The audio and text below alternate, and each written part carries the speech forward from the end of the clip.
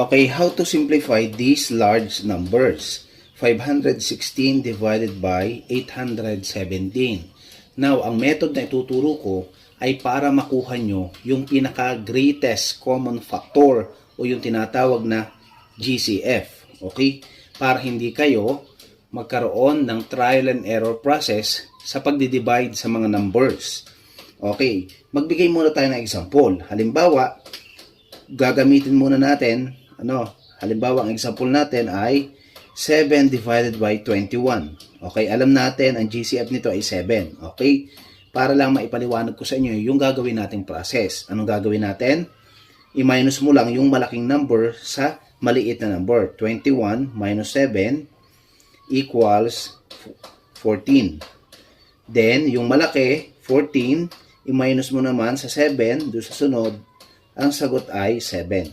Kapag nag-equal na ang dalawang to, yung ating subtrahend and yung difference, automatic yun na ang ating GCF. Okay? 7 divided by 7, ang sagot dito ay 1 over 3. Therefore, ang sagot ay 1/3. Ganitong method ang gagawin natin. Okay? So, ibig sabihin, hindi tayo gagamit ng trial and error process sa pagdi-divide ng numbers kapag tayo magsisimplify ng large numbers. Ang i-apply lang natin ay add and subtract. Okay, gawin natin dito.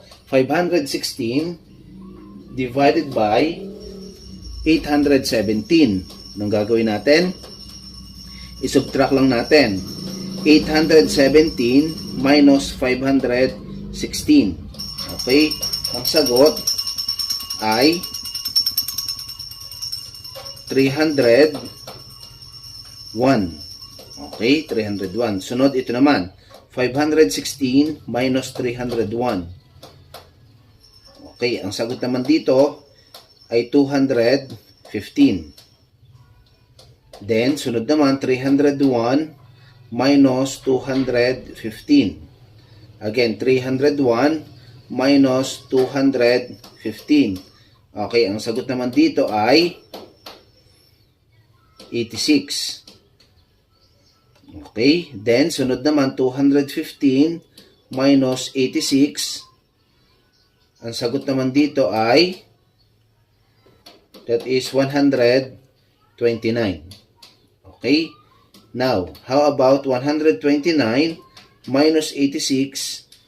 Ang sagot naman dito ay 43. Then 86 minus 43, ang sagot dito ay 43. Ayan, nag-okay na sila. So meaning kapag